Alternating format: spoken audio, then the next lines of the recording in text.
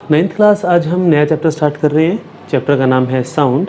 ये आपके फिजिक्स का लास्ट चैप्टर है, ठीक है। इससे पहले हमने जो चैप्टर्स किए हैं वो हम कर लेते हैं, एक बार थोड़ा डिस्कस कर लेते हैं। सबसे पहले हमने किया था मोशन, फिर हमने किया था force and laws of motion, उसके बाद फिर हमने किया था ग्रेविटेशन, और ग्रेविटेशन के हमने दो पार्ट किए थे, one was gravitation and other was flotation. फिर हमने किया था वर्क एंड एनर्जी, और ये है आपका लास्ट चैप्टर साउंड, ठीक है। साउंड के बारे में आपने 8th क्लास में पढ़ा है, चैप्टर वही है, बस कुछ चीज़ें एक्स्ट्रा आएंगी, ठीक है। जैसा कि होता ही है, जैसे जैसे आप बड़ी क्लास में होते हैं वैसे वैसे लेवल भी बढ़ता है, ओके। तो हमें इस चैप्टर में करना है साउंड। साउंड से पहले हम दो चार बेसिक बातें कर लेते हैं। आपने बचपन में पढ़ रखा है ओसिलेशन, और एक आपने पढ़ा है वाइब्रेशन, ठीक है। ये दो वर्ड्स हमने सुने हुए हैं, ओसिलेशन एंड वाइब्रेशन। तो ओसिलेशन होता है जब एक पार्टिकल अपने किसी एक पॉइंट के अकॉर्डिंग, एक पॉइंट के अबोव या एक पॉइंट को अपने एक्सिस मानकर वो वाइब्रेट करता है, ठीक है, ओसिलेट करता है। To and fro motion, up and down motion, ठीक है। जैसे अपने पास सिंपल सा एग्जांपल अगर हम पेंडुलम का लेते हैं तो उसमें क्या है कि आपके पास ऐसे एक पेंडुलम होगा और वो एक बार इधर एक बार इधर इस तरह से मोशन करता रहेगा, ठीक है। ये उसकी वो मीन पोजीशन है, ठीक है। तो ओसिलेशन हम जानते हैं कि to and fro motion about its mean position. Vibration होता है ग्रुप ऑफ ऑसिलेशन, जब बहुत सारे पार्टिकल मिलके एक साथ ऑसिलेशन कर रहे हो, ओके। तो ऑसिलेशन वाइब्रेशन हम पहले से जानते हैं। तो हमारे पास जो चैप्टर में है सबसे पहला जो वर्ड है वो है साउंड। तो साउंड से पहले हमें जो मेन चीज़ पता होनी चाहिए वो क्या है, ऑसिलेशन और वाइब्रेशन का पता होना चाहिए, ठीक है। वो हमें पता लग गया। उसके बाद जो नेक्स्ट टर्मोलॉजी है, जो नेक्स्ट वर्ड है हमारे पास वो है वेव। हमें वेव के बारे में भी पता होना चाहिए कि वेव क्या होती है, ठीक है। तो वेव होता है disturbance. Wave is a disturbance of particle.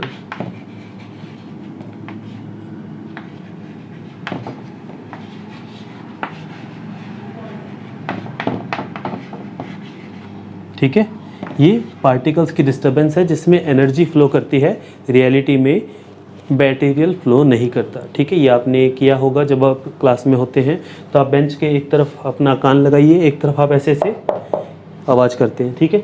तो यहाँ पर हमने हिट किया लेकिन आवाज़ हमें वहाँ पर भी आई, ठीक है। तो इसका क्या मतलब हुआ, उसका मतलब क्या हुआ कि यहाँ से लेकर वहाँ तक ट्रैवल किया। किसने ट्रैवल किया? क्या यहाँ के पार्टिकल उठ के उधर चले गए? आंसर है नो। पार्टिकल्स ने सिर्फ वाइब्रेट किया और उसकी वजह से एनर्जी उधर चली गई, ठीक है ना। तो वेव्स क्या है? Disturbance of particle. Is this okay? ठीक है। तो डिस्टर्बेंस होती है वेव, ठीक है, जिसके अंदर पार्टिकल्स नहीं चलते। कौन चलता है? जी हाँ, एनर्जी का फ्लो होता है। वेव हमारे पास होती है दो टाइप की, one is called mechanical and other is electromagnetic. तो एक होती है मैकेनिकल वेव और एक होती है इलेक्ट्रोमैग्नेटिक वेव। देखिए, मैकेनिकल वेव होती है जिसको मीडियम की ज़रूरत होती है, जो एक जगह से दूसरी जगह पर जाने के लिए जिसको मीडियम की ज़रूरत होती है। और इलेक्ट्रोमैग्नेटिक वेव मीडियम होगा तो भी इसको कोई परेशानी नहीं है, लेकिन इसके लिए मीडियम की खास ज़रूरत नहीं है। which do not need medium to travel, which do not need medium to travel। तो ठीक है, मैकेनिकल वेव क्या होती है? जिसको मीडियम चाहिए, और इलेक्ट्रोमैग्नेटिक होती है जिसको मीडियम नहीं चाहिए, ठीक है। ये तो दो टाइप्स के वेव हो गई on the basis of their propagation, उनके चलने के ऊपर कि उनको चलने के लिए क्या चाहिए। एक होता है उनके चलने के तरीके के ऊपर भी इसके दो टाइप के इसका डिस्ट्रीब्यूशन है। तो हम कहते हैं कि वेव के दो टाइप्स और भी हैं, one is called longitudinal and other is transverse. Longitudinal wave और ट्रांसवर्सल वेव, दो तरह की वेव होती है।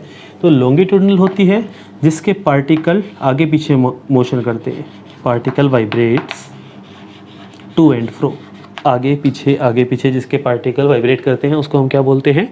लॉन्गिट्यूडनल। और ट्रांसवर्स हो जाएगी जिसके पार्टिकल अप डाउन में वाइब्रेट करते हैं, तो इसका आएगा अप एंड डाउन, ठीक है।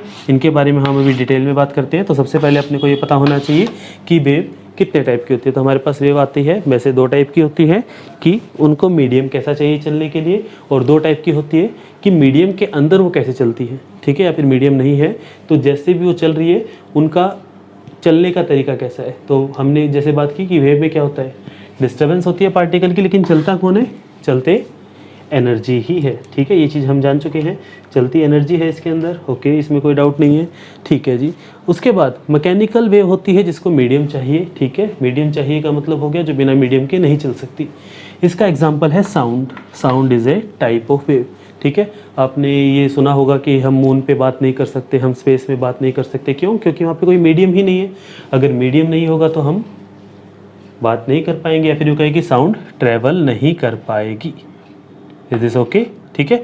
और जिसको मीडियम नहीं चाहिए उसको एग्जाम्पल है उसका लाइट। लाइट को मीडियम नहीं चाहिए, ऊपर स्पेस में कोई मीडियम है ही नहीं, लेकिन फिर भी सन से लाइट आ रही है। तो जिसको मीडियम नहीं चाहिए इलेक्ट्रोमैग्नेटिक वेव, जिसको चाहिए मैकेनिकल वेव। एग्जाम्पल हमने किया साउंड और लाइट। उसी तरह से जिसके पार्टिकल आगे पीछे वाइब्रेट करते हैं। ठीक है, देखिए इसका मतलब क्या है कि मान लीजिए मेरे पास ऐसे कोई एक ऑब्जेक्ट है। ठीक है, जैसे ही मैं इसको हिट करता हूँ, हमने इसको हिट किया तो क्या होगा, ये कांपना शुरू करेगा, ये वाइब्रेट करेगा। तो ये जो है एक बार ऐसे ऐसे ऐसे वाइब्रेट करना शुरू करेगा, एक बार उधर जाएगा, एक बार इधर जाएगा, एक बार उधर जाएगा, एक बार इधर जाएगा, और ये काम बहुत ही तेज़ी से होता है। ठीक है, तो इसके पार्टिकल ऐसे ऐसे वाइब्रेट कर रहे हैं और एनर्जी भी ऐसे ही फ्लो कर रही है। तो ये होगी लॉन्गिट्यूडनल। ठीक है, लॉन्गिट्यूडनल होता है जिसमें जिधर वाइब्रेशन उसी तरफ एनर्जी का फ्लो हो। ठीक है, दूसरा आता है अपने पास ट्रांसवर्स वेव। तो ट्रांसवर्सल वेव में क्या होता है कि पार्टिकल्स इसमें, जैसे हमारे पास ऐसे कोई एक ऑब्जेक्ट है, हमने इसको हिट किया तो इसके पार्टिकल ऐसे ऊपर नीचे की तरफ मूव करेंगे, एक बार ऊपर एक बार नीचे, और एनर्जी का फ्लो इस तरफ होगा। ठीक है, इसका सिंपल सा एग्जांपल है, जैसे आपने गांव में किया है ये। ठीक है, हो सकता है कि अभी शहरों में जब बारिश में थोड़ा बहुत पानी भर जाता है तो आपने वहाँ पर भी किया हो। आप उसमें जैसे ही खड़ा पानी होता है, ठीक है, स्टेडी वाटर, आप उसमें पत्थर मारते हैं तो क्या होता है, रिपल्स बनते हैं। ठीक है, तो उसमें रिपल्स कैसे बनते हैं, वो ऊपर नीचे बनते हैं और वेव आगे की तरफ चलती है। ठीक है, तो हम इसका एग्जाम्पल ले लेते हैं वाटर वेव्स। ठीक है, जब हम पानी में पत्थर फेंकते हैं तो आप इसमें लिख सकते हो, when we throw a stone in water we will observe transverse wave. Is this okay? तो एक बार आप इस चीज़ को नोट कर लीजिए। मैंने ये 4 डिफरेंस लिखे हैं मैकेनिकल्स और ईएम वेव के बीच में। ठीक है, तो एक बार आप इनको नोट कर लीजिए। पहला डिफरेंस है requires a material medium to travel. इसको चलने के लिए मटेरियल मीडियम चाहिए। इसके अंदर it do not require any medium, इसको किसी भी मीडियम की ज़रूरत नहीं है। ठीक है, इसके अंदर है इलास्टिक प्रॉपर्टीज़ कॉज मोशन। देखिए अब इसका क्या मतलब होता है, इसका मतलब है जैसे ही आप किसी चीज़ को हिट करते हैं तो उसकी एक इलास्टिक बिहेवियर होता है। इलास्टिक बिहेवियर होता है जो पार्टिकल्स को खींच के रखता है। ठीक है, उसके जैसे ऐसा कभी होता है कि आपने किसी चीज़ को मारा उसी टाइम टूट जाए, उसी टाइम नहीं टूटती वो। ठीक है, तो टूटती नहीं है, इसका मतलब उसको इलास्टिक बिहेवियर ने उसको पकड़ रखा है। ठीक है, वो खिंच जाती है। तो जिसकी वजह से पार्टिकल, जैसे आप इसको हिट करेंगे तो इसमें क्या होगा, जैसे हमने इसको हिट किया तो क्या हुआ कि साउंड प्रोड्यूस हुई। ठीक है, इसका मतलब कि पार्टिकल्स को जैसे मैंने हिट किया तो पहले पार्टिकल पास पास गए। ठीक है, इसको हम ऐसे समझ सकते हैं कि जैसे पहले पार्टिकल दूर दूर थे, जैसे हिट किया तो ये पास पास गए और फिर ये दोबारा से अपनी पोजीशन पर आ गए, और ये सब चलता रहता है। ठीक है, और इसके अंदर होता है due to accelerated charge particle. Charge आपको पता है पॉजिटिव नेगेटिव। ठीक है, तो जब उसके अंदर एक्सेलरेशन होगा तब इलेक्ट्रोमैग्नेटिक वेव्स प्रोड्यूस होती है। इसके बारे में आप 12th क्लास में डिटेल में पढ़ेंगे। थर्ड पॉइंट जो है, इनकी स्पीड काफ़ी कम होती है, मैकेनिकल वेव्स की स्पीड काफ़ी कम होती है, लेकिन इलेक्ट्रोमैग्नेटिक वेव्स की स्पीड काफ़ी ज़्यादा होती है। Is this okay? और उसके बाद जो फोर्थ पॉइंट है, देखिए इसकी स्पीड कितनी है, 3 × 10⁸ मीटर पर सेकेंड, 3 लाख किलोमीटर एक सेकेंड में। उसका जो फोर्थ पॉइंट है, मैकेनिकल क्या है, लॉन्गिट्यूडनल भी हो सकती है और ट्रांसवर्सल भी हो सकती है, लेकिन ईएम वेव्स हमेशा ही ट्रांसवर्सल होती है। ठीक है, तो एक बार आप इस क्वेश्चन को नोट कर लीजिए। 3 मार्क्स में आता है तो आप 3 पॉइंट्स लिख सकते हैं, 2 या 4 मार्क्स में आता है तो आपको 4 पॉइंट्स ही लिखने हैं। ठीक है, अगर 2 मार्क्स में आए तो भी कोशिश करें 4 पॉइंट्स लिखने की, क्योंकि टीचर मन में कई बार उनके रहता है कि हाँ हाफ मार्क्स पर पॉइंट। अब हमारा साउंड चैप्टर स्टार्ट होता है, तो साउंड के बारे में हम कुछ बेसिक बातें जान लेते हैं। ठीक है, सबसे पहला पॉइंट है sound is an mechanical wave. ठीक है, साउंड एक मैकेनिकल वेव है। मैकेनिकल वेव क्या होता था, which need medium to travel, जिसको मीडियम चाहिए चलने के लिए। ठीक है, उसको हम क्या बोलते थे, मैकेनिकल वेव। तो साउंड एक मैकेनिकल वेव है, बिना मीडियम के हम बात नहीं कर सकते। ओके, दूसरा है कि साउंड एक लॉन्गिट्यूडनल वेव भी है। लॉन्गिट्यूडनल क्या होता था, जिसका मोशन टू एंड फ्रो होता है, आगे पीछे की तरफ, जिसमें वाइब्रेशन होती है। ठीक है। थर्ड पॉइंट है it is a form of energy which gives sensation of hearing. ये है एनर्जी की एक फॉर्म है, it is a type of energy, it is a type of energy which gives a sensation of hearing, जिसकी वजह से हम सुन पाते हैं। ठीक है। दूसरा है it is produced by vibrating object. The fourth point is it is produced by vibrating object. Vibrating object क्या होते हैं, जिसके अंदर वाइब्रेशन होती है। ठीक है। जैसे आप किसी भी चीज़ को हिट कर दो तो क्या हो जाएगा, उसमें वाइब्रेशन स्टार्ट हो जाएगी। ठीक है ना, तो वाइब्रेशन स्टार्ट हो जाएगी, उस वाइब्रेशन की वजह से क्या होता है, साउंड प्रोड्यूस होती है। Is this okay? ठीक है जी। उसके बाद है प्रोपागेट्स। प्रोपागेट्स का मतलब ट्रैवल ही है। प्रोपागेट्स जो है ट्रैवल के लिए थोड़ा सोफेस्टिकेटेड वर्ड है, थोड़ा अच्छा वर्ड है। Propagates in the form of compression and rarefaction. देखिए दो नए वर्ड आए हैं, कंप्रेशन एंड रेयरफैक्शन। तो कंप्रेशन का मतलब होता है high density high pressure region. ठीक है। और रेयरफैक्शन का मतलब होता है low density low pressure region. अब देखिए इसमें क्या होता है, जैसे हमारे पास एक ट्यूनिंग फोक है, आपने ट्यूनिंग फोक देखा है, ट्यूनिंग फोक आपको आपकी लैब में मिलेगा, फिजिक्स लैब में ज़रूर होगा ये। तो ट्यूनिंग फोक को जैसे ही हम हिट करते हैं, इसको डॉक्टर भी यूज़ करते हैं हियरिंग एड्स निकालने के लिए कि आपको सुनने में कोई प्रॉब्लम तो नहीं है, हियरिंग जो डिफेक्ट्स होते हैं वो पता लगाने के लिए। ठीक है। तो ट्यूनिंग फोक को जैसे ही हम हिट करते हैं, ठीक है, इस तरह से हमारे पास एक चिमटे जैसा होता है ट्यूनिंग फोक, जैसे आप उसको हिट करोगे तो हिट करते ही वो क्या होगा, ऐसे ऐसे काँपने लगेगा। ठीक है। जैसे ही वो काँपने लगेगा तो उसने क्या किया कि यहाँ पर जो ऐसे एयर के पार्टिकल्स थे उसने उसको ऐसे दबाया, उसके दबाते ही क्या हुआ, ये हवा आगे गई और उसने साथ वालों को दबाया, फिर साथ वालों को और फिर साथ वालों को। तो यहाँ पर जो एयर थी वो सारी की सारी एक जगह पर इकट्ठी हो गई, थोड़ी सी, मतलब यहाँ पे डेंसिटी थोड़ी ज़्यादा हो गई नॉर्मल एयर के मुकाबले हो गई। ठीक है। तो उसको हमने क्या बोला, कंप्रेशन। कंप्रेशन मतलब दबा देना। ठीक है। अब ये इस तरफ जाएगा। ठीक है। अब इसका वाइब्रेशन किधर होगा, इस तरफ होगा। तो जैसे ही वाइब्रेशन इधर हुआ तो क्या हुआ, क्या फ़र्क पड़ा उससे कि वाइब्रेशन इधर होने से इस तरफ कंप्रेशन हुआ, फिर इधर वाइब्रेशन हुआ तो इधर कंप्रेशन, इस तरह से कंप्रेशन एक बार इस तरफ एक बार इस तरफ। तो जब कंप्रेशन इस तरफ हो रहा है, यानी कि जब हमारा कंप्रेशन इस तरफ हो रहा है ये लेफ्ट हैंड साइड में, तब यहाँ पर कंप्रेशन हुआ। ठीक है। उतने टाइम में ये वाला कंप्रेशन आगे चला गया। ठीक है। फिर ये दोबारा इधर हुआ तो फिर यहाँ पे फिर कंप्रेशन इकट्ठा हो गया, तो बीच में थोड़ा थोड़ा गैप आ जाता है, तो इस गैप को हम बोलते हैं रेयरफैक्शन। ठीक है ना, कि एक बार कंप्रेशन लेफ्ट में एक बार राइट में। देखो ऐसा कभी हुआ है कि हम हमेशा निशाना लगाकर बात करते हैं।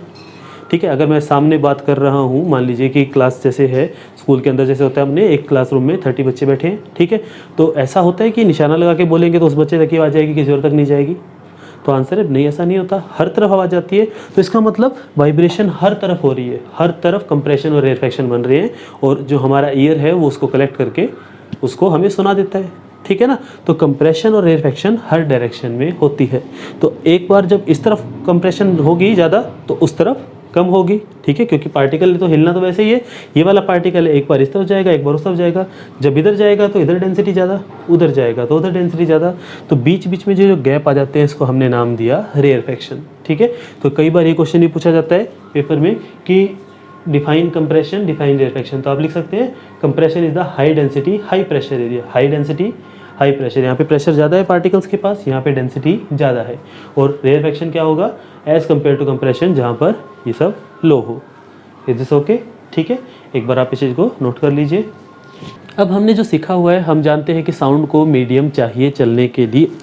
ठीक है। हम साउंड नीड है मीडियम टू ट्रेवल, बिना मीडियम के साउंड नहीं चल पाएगी। ठीक है। इसके लिए एनसीईआरटी में एक बढ़िया सी एक्टिविटी दे रखी है। उन्होंने क्या किया, आप एक ग्लास का जार उठाइए, इसके अंदर आप एक बेल रखो और इसको आप बाहर जोड़ दो वायर के साथ, जैसे भी जोड़ना है। ठीक है। जैसे ही आप बटन ऑन करोगे तो बेल बजने लगेगी। ग्लास जार है, हमें बेल का ये जहाँ पे जो बेल का लगा होता है, छोटा सा घंटी से लगी होती है, वो हिलते हुए दिखाई देगी। ठीक है। अब ये बज रही है, फिर आपने क्या किया, यहाँ इसको नीचे से छोटा सा छेद करके इसको वैक्यूम के साथ जोड़ दिया। वैक्यूम क्लीनर जो है अपना, ठीक है, आप इसको वैक्यूम के साथ जोड़ देते हैं तो इसमें से हवा धीरे धीरे निकल जाएगी। ठीक है। जैसे जैसे इसमें से हवा निकलती जाएगी वैसे वैसे हमें इसकी आवाज़ सुननी कम हो जाएगी। ठीक है। तो ऐसा किसकी वजह से हुआ, तो आंसर है ऐसा हुआ मीडियम की वजह से। अगर मीडियम नहीं होगा तो हम तक आवाज़ भी नहीं पहुंचेगी। Is this okay? तो मीडियम का होना भी बहुत ज़रूरी है। Is this okay? ठीक है। तो एक बार आप यहाँ तक इस चीज़ को नोट कर लीजिए। नेक्स्ट क्लास के अंदर हम साउंड वेव जो है उससे रिलेटेड जो उनकी प्रॉपर्टीज़ है उसकी बात करेंगे। ओके, तो आज हम एक बार इतना ही करते हैं। Thank you.